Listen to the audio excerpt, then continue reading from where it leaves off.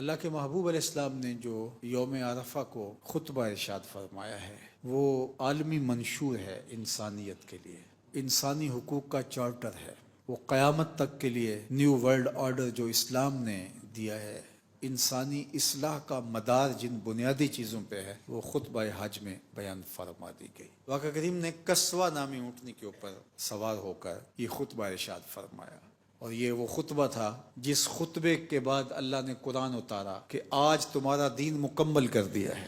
حتمی فائنل آخری باتیں حضور نے ارشاد فرما دی، اپنی امت کو پورا منشور دے دیا قیامت تک۔ اور پھر آقا کریم علیہ السلام نے لوگوں کو اللہ کی حمد بیان کرنے کے بعد تلقین کرتے ہوئے ارشاد فرما اتقوا اللہ ربکم، لوگوں اپنے رب سے ڈرو، وصلوا خمسکم، اور 5 نمازیں پابندی کے ساتھ پڑھتے رہو، وصوموا شہرکم، اور پورے مہینے کے روزے رکھو رمضان المبارک کے، ادو زکوٰۃ اموالکم، اور اپنے اموال کی زکوٰۃ ادا کرتے رہو، اور جو تمہارے اوپر مقرر کر دیا گیا اس کی اطاعت کرو، اپنے امیر کی اطاعت کرو، اور فرمایا کہ تم اپنے رب کی جنت میں داخل ہو جاؤ گے۔ سب سے پہلے جو بات ارشاد فرمائی وہ اللہ سے ڈرنے کا حکم دیا۔ جب اللہ سے ڈر ہمارے رگ و ریشہ میں محو نفوذ ہو تو پھر امانت کے اندر خیانت نہیں کر پائیں گے، ہم کسی کا غلط نہیں سوچیں گے، ہم ملاوٹ نہیں کریں گے، ہم دھوکہ نہیں کریں گے، کسی کی جائیداد یا زمین نہیں ہتھیائیں گے، ہم ملک کے راز نہیں بیچیں گے، ہم لوگوں کو نقصان پہنچانے کے درپے نہیں ہوں گے،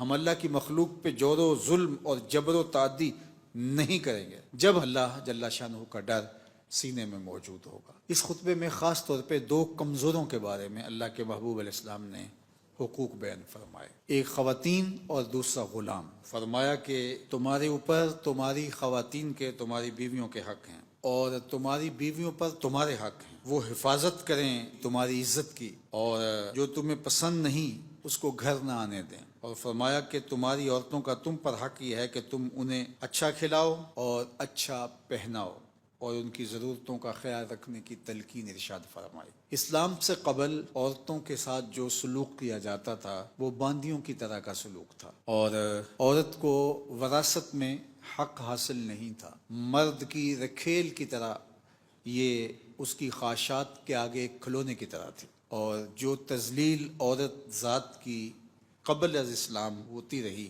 جب کسی کے ہاں بیٹی پیدا ہو جاتی تو اس کو زندہ درگور کر دیا جاتا۔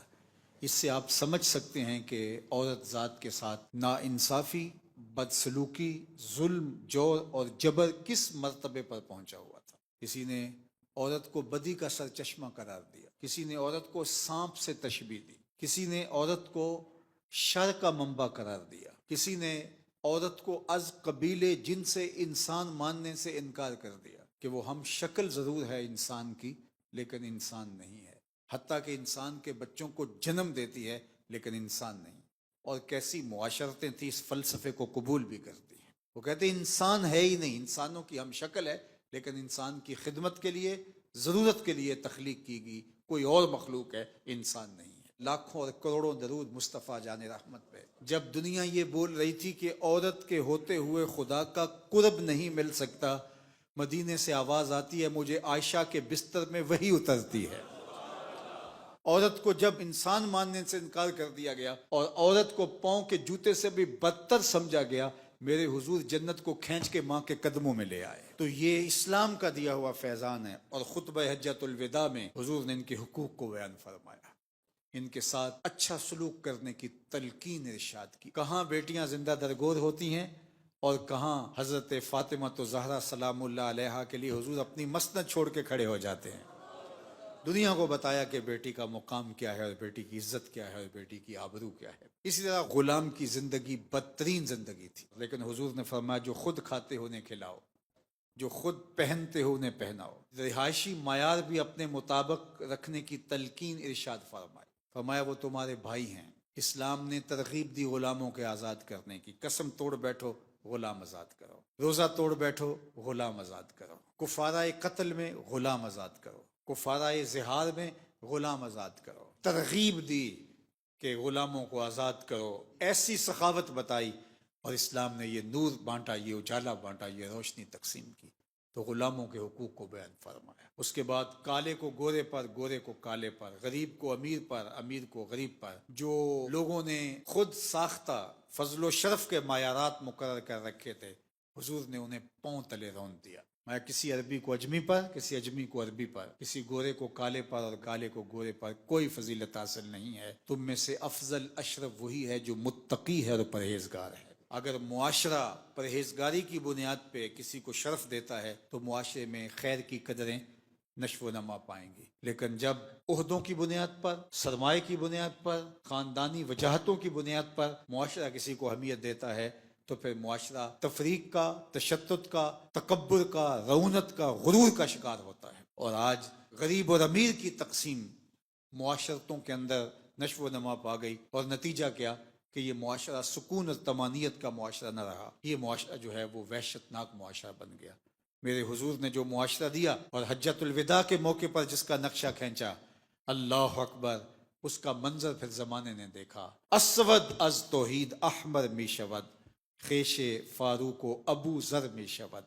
جس صف میں ابو ذر کھڑے ہیں اسی صف میں ابو بکر کھڑے ہیں، جس صف میں بلال حبشی کھڑے ہیں اسی صف میں عمر کھڑے ہیں. اللہ کے محبوب نے پورا منشور دیا کائنات کو. انسانی مساوات کا جو ضابطہ اسلام نے دنیا کے سامنے رکھا، کسی مذہب کے پاس، کسی دھرم کے پاس، کسی معاشرت کے پاس، کسی قوم کے پاس وہ رنگ، وہ آہنگ، وہ ڈھنگ نہیں ہے جو زمانے کو آمنہ کے لال نے دیا ہے. اور پھر اللہ کے محبوب علیہ السلام نے فرمایا کہ سود کو ختم کیا جائے گا. معاش کی بربادی کا سبب یہ سودی نظام ہے. تو اللہ کے محبوب علیہ السلام نے فرمایا، لوگو میں نے یہ پیغام تمہارے تک پہنچا دیا، اب تمہارے کندھوں پہ یہ بوجھ ہے، میرے پیغام کو تم ان لوگوں تک پہنچانا ہے جن لوگوں تک یہ میری دعوت نہیں پہنچ پائی. اور ادھر جبریل امین حاضر ہوتے ہیں اور آیت اترتی ہے، الیوم اکملت لکم دینکم واتممت علیکم نعمتی وردیت لکم الاسلام دینا. آج تمہارا دین مکمل کر دیا گیا اور اللہ کی نعمت تمہارے اوپر پوری ہو گئی، اور اللہ نے تمہارے لیے دین اسلام کو پسند کر لیا ہے. اب دین اسلام ہی قیامت تک رہے گا، کوئی اور دین قبول نہیں کیا جائے گا.